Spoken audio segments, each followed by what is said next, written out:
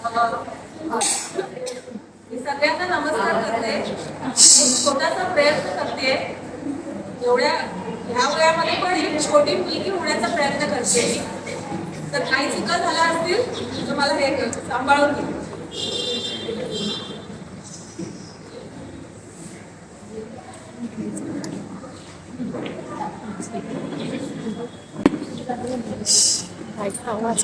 काहीच कळत नाही बुवा. त्या मोठ्या लोकांचं मला काहीच कळत नाही. तो आमचा संकेत दादा आहे ना, तो म्हणतो कसा पटापट म्हण, पटापट म्हण, पटापट म्हण. आता तुम्ही मला सांगा, पटापट म्हटलं तर तुम्हाला काही कळणार आहे का? नाही ना. मग काळजी आहे ना, ती मला नेहमी म्हणते, सोन्या जरा 2 घास खाऊन जा. आता मला तुम्ही सांगा, 2 घास खाऊन कोणाचं पोट भरतंय? तुमचं तरी भरतं का? आणि मला 3रा घास पाहिजे असेल तर बाबा ते तर विचारूच नका. मला कसे म्हणतात, हे बघ सुट्टीत ना उगाच घर डोक्यावर घेऊ नकोस. काय सांगायचं यांना? मी एवढूशी, माझं डोकं एवढंच, एवढं मोठं घर मी डोक्यावर घेणार कशी? गंमतच आहे की नाही बाबांची. पण मोठ्या लोकांचं मला काही कळत नाही. काय बोलतात, कशाला बोलतात, मला काहीच कळत नाही. दादा आहे ना माझा दादा, त्याचं तर विचारू नका. त्याला एकदा जर त्या राग आला म्हणतो कसा, चल चल हे एवढं. तुम्ही सांगा, पुढे पंख आहे का दादा आणून देणार आहे मला पंख? कमालच आहे बाबा. त्या दिवशी शाळेत गेले तिथेही तसंच. गणिताच्या म्हणतात तो शब्द डोळे बट्टारून म्हणतात, हे बघ कीर्ती, गणिताच्या बाबतीत काना डोळा केलेला मला अजिबात चालणार नाही. तर तुम्ही सांगा, माझे डोळे एवढे सुंदर आहे, मी एवढी छान आहे, मी कशाला चाकणं बघू? काय की नाही?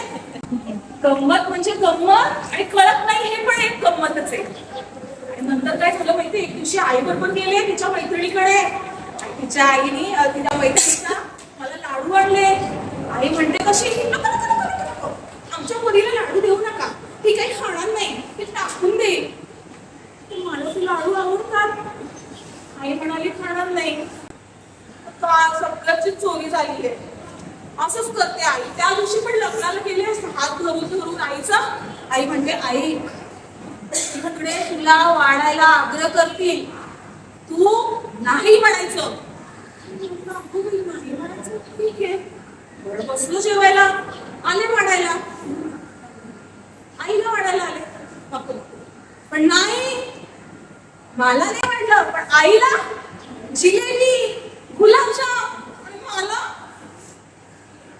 काहीच वाढलं नाही. असं कसं वाटतं? मला मोठ्या लोकांचं काहीच कळत नाही बघा. काय हे प्रकार आहे? आणि दिवशी तो मंग्या दादा आहे ना, माझा मंग्या दादा, त्याचा तो ग्रेटच येतो. मला फिरायला नेतो. एक दिवशी गेली आपली अशी फिरायला त्याच्याबरोबर बागेत. मस्त जाता जाता काय झालं, तिथून एक त्याची मैत्रीण आली. मैत्रिणीला बघून बोलतो कसा, अगं कीर्ती ऐक ना, जा ना जरा परिसराचं निरीक्षण करतोय, फुलं बघ, पानं बघ. फुलं पानं कशाला बघायची? फिरायला आलोय ना. काय बाई, मला काही कळतच नाही ना मोठ्या लोकांचं. असंच करतात नेहमी. आता त्या दिवशी पण माहितीये तुम्हाला, आमच्या घरी पाहुणे आले आणि आईची मैत्रीण आली, त्याचे मिस्टर आले आणि एक छोटा मुलगा आला. ती मावशी कशी म्हणते, ए पप्पी ये ना. पप्पी कोणाचं नाव असेल, जाऊ दे. थोड्या वेळानंतर मी काय म्हटलं, ए पप्पी चल ना खेळायला. झालं काय, ते बाबा आहे तसे ढचकले. म्हटलं अगो बाई, यांना काय झालं ढचकायला? नंतर समजलं पप्पी हे ते बाबांचं लाडाचं नाव होतं. जाऊ दे. मी एक सांगते शेवटचं, माझी आई मला नेहमी सांगते, मोठ्यांचा आदर करायचा, त्यांचं सगळं ऐकायचं. तू जर तुझ्या बाहेर गेलीस त्यांना जागा द्यायची. पण एक दिवशी आजोबा होते, ते आम्ही चाललो होतो प्रवास करायला, तर त्यांना बसायला जागा नव्हती. म्हटलं आजोबा बसा. आजोबा म्हणे नको, आजोबा प्लीज बसा. आजोबा मी उभी राहते, तुम्ही बसा. आजोबा काय ऐकायलाच तयार नाही. शेवटी मी तशीच घरी निघून गेले. गेल्या गेल्या आईला सांगितलं मम्मा मी आजोबांना जागा देत होती बसायला, आजोबा बसलेच नाही, मी काय करू? मी म्हणाली शांत हो बाळा, तू कुठे बसली होती? मी सरळ सांगितलं आजीच्या मांडीवर. काय मला दूध उठलं. किती लागलं मला त्या दिवशी, काय मी खरं सांगू, मला मोठ्या लोकांचा